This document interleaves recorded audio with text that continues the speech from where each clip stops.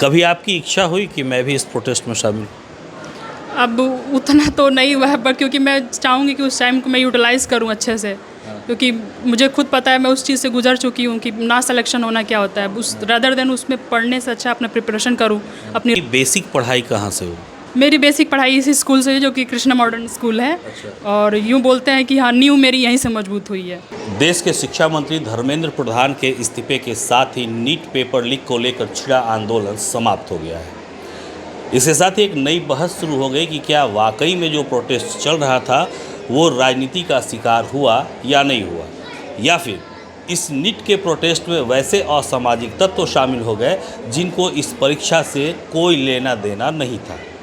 NEET paper leak होने के बाद क्या वाकई में इसमें अपीयर होने वाले छात्र छात्राओं को एक मौका मिला कि वो अपनी तैयारी को और सुदृढ़ कर ले, ये जानते हैं। हमारे साथ नीट कंप्लीट की हुई एक छात्रा मौजूद है, शमिता यादव मौजूद है, जो कि यूपी के कुकुर घाटी के मिश्रौली की रहने वाली है। तो हम इनसे बात करते हैं। सबसे पहले बहुत बहुत बधाई कि नीट का पेपर आपने निकाला। Thank you sir. प्रयास कितनी बार हुआ था? मेरा तो 4th अटैम्प्ट था, इस बार था 4th बोल सकते हैं। एक तरह से अब तो 5th ही हो गया एक महीने के बाद तो। अच्छा, ये जो पेपर लीक हुआ था उसमें अपीयर हुई थी? हाँ, दोनों में, नीट 26 में और रीनीट 26 में, दोनों।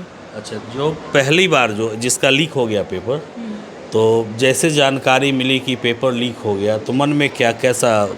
मेरे लिए तो एक तरह से खुशी भी हुई थी, सारे फैमिली के लिए भी खुशी था, क्योंकि मैं जब मार्क्स पेपर रीनीट मतलब नीट 26 दे के आई तो मार्क्स कैलकुलेट किया था मैंने, तो मतलब बॉर्डर लाइन पे ही थे। फिर कुछ 2 दिन बाद पता चल रहा है कि लीक भी हुआ है, तो फिर ये हुआ कि रैंक ज़्यादा वेरी करेगा, लीक हुआ है तो मतलब थोड़ा सा और निराश हो गए कि रैंक नहीं आएगा, फिर सिलेक्शन नहीं होगा। फिर कुछ दिन बाद जैसे कि आई थिंक 12 या 13 को ऐसे कुछ आया कि रीनीट होगा, कैंसिल हो गया जो पेपर था। तो मेरे लिए तो वो फ़ायदेमंद हो गया, क्योंकि मुझे 1 मंथ मिल गया अच्छे से। 1 महीना मिला? हाँ, 1 मंथ फुल, यूँ बोल सकते हैं 45 डेज़ या पूरा। उस चीज़ का मुझे ये हुआ कि अब इसको मैं अच्छे से यूटिलाइज़ करूँगी घर पे ही रह के। तो मैंने घर पे ही रह के पूरी अच्छे से तैयारी की, और फिर रीनीट 26 में जो 21 जून को हुआ था उसमें मैं अपीयर हुई। तो फिर पेपर दे के आने के बाद मतलब मार्क्स कैलकुलेट किए, तो मुझे ये लगा कि हाँ, पेपर तो ठीक है, सिलेक्शन हो जाएगा इस बार। फिर यही अफवाह फैलने लगे, लीक हो गया, फिर रीनीट का भी पेपर ये हो, तो फिर मतलब उस चीज़ को साइड छोड़ के मैं मतलब रैंक का वेट कर रही थी कि नंबर से तो कुछ नहीं होने वाला, हर साल नंबर आते हैं, बट मैटर करता है कि रैंक आपका क्या है, कि उससे सिलेक्शन होता है। तो फिर मतलब रैंक मेरी अच्छी आई, तो जिसके वजह से अभी है कि मैं कॉलेज इस साल में जाऊँगी, फाइनली डॉक्टर बन जाऊँगी। Finally doctor? हाँ। अच्छा, एक बात बताओ कि आपके साथ आपके जो दोस्त होंगी या कितने लोग अपीयर हुए थे?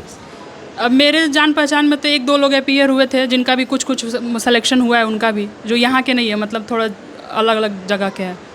तो हमने जैसे ही शुरुआत की, आपसे बातचीत की, हमने बताया आपको कि नीट पेपर लीक को लेकर एक बड़ा सा आंदोलन आपने देखा होगा। अगर आप अखबार पढ़ती होंगी, खबरें सुनती होंगी, तो ये देखा होगा कि इसमें शामिल लोगों का उपद्रव इस कदर हुआ कि कोई संसद मार्च किया, कहीं सरकारी संपत्ति क्षतिग्रस्त हो गई। तो क्या आपको लगता है कि नीट पेपर देने वाले ही छात्र थे या अदर लोग भी आए थे? अब इस बारे में तो मैं उतना नहीं बता सकती, बट बोल सकती हूँ कि हाँ, एक मेजर जरिया था कि वहाँ तक लोग पहुँचे नीट का, क्योंकि नीट में बहुत बड़े बड़े लोग भी हस्ती भी शामिल होती हैं, क्योंकि एक छोटे लेवल से लेके बड़े लेवल तक के बच्चे जो होते हैं सब पेपर्स देते हैं। और नीट लीक हुआ है, उसके बाद से कई सारे पेपर्स लीक हुए, जैसे एसएससी का भी पेपर तो उसी के बाद था, जो एनटीए द्वारा ही कराया जाता है। फिर उसके बाद से सीयूटी का भी पेपर लीक हुआ, जो सीबीटी मोड होता है। तो इस बारे में तो मतलब बहुत सारे पेपर्स लीक हुए, तो अब इतना उसके बारे में एक तरह से ये प्रोटेस्ट ठीक भी हुआ कि हाँ, सुधार हो जाए? एक तरह से ठीक हुआ कि अब मे भी अब आप हमें भी नहीं पता कि आगे जो एजुकेशन मिनिस्टर जो बने हैं नए, वो क्या आप सुधार करेंगे, वो तो आगे पता चलेगा जो एग्ज़ाम कंडक्ट करेगी या फिर से। बट देखिए, आई होप सो अच्छा ही हो। अच्छा, अगर आपको जैसे ये प्रोटेस्ट चल रहा था, कभी आपकी इच्छा हुई कि मैं भी इस प्रोटेस्ट में शामिल? अब उतना तो नहीं हुआ है, पर क्योंकि मैं चाहूँगी कि उस टाइम को मैं यूटिलाइज़ करूँ अच्छे से, क्योंकि मुझे खुद पता है, मैं उस चीज़ से गुजर चुकी हूँ कि ना सिलेक्शन होना क्या होता है। उस रदर देन उसमें पढ़ने से अच्छा अपना प्रिपरेशन करूँ, अपनी रैंक लाऊँ अच्छे से, फिर आगे जो उसका जो होगा जो नतीजा वो देखा जाएगा। तो अच्छा, आपकी बेसिक पढ़ाई कहाँ से हुई?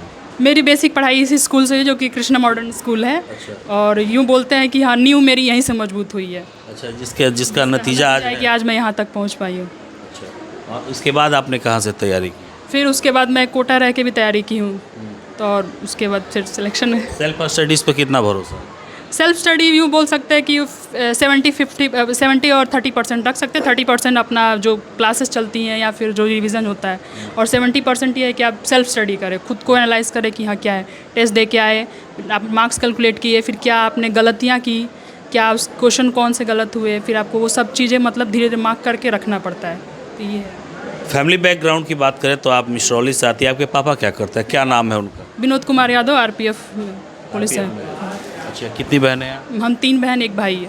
तीनों बहनें में आप कितने नंबर पर? हम दूसरे नंबर पे हैं। बड़ी बहन क्या? बड़ी बहन अभी मतलब सिविल इंजीनियरिंग है, वो अभी LNT कंपनी है उसमें जॉब करती है। अच्छा, आप डॉक्टर हो गए? हाँ। आपसे छोटी? छोटी मेरी बहन लॉ की पढ़ती है। और ये छोटा भाई मेरा भी वो इलेक्ट्रिकल इंजीनियर है, IERT प्रयागराज से, अभी 2nd ईयर है उसका। सभी लोग यहीं से पढ़े हैं क्या? सब चारों हम भाई बहन यहीं से पढ़े हैं। और चारों भाई बहन का कैरियर एकदम? हाँ, सो यूँ बोल सकते हैं ऊपर वाले का और पापा मम्मी का योगदान और स्कूल का जो योगदान रहा, ये सेट है अभी सब चारों लोग हम लोग। चलिए, बहुत बहुत बधाई आपको एक बार पुनः, और हमसे बात करने के लिए भी बहुत बहुत धन्यवाद आप। Thank you.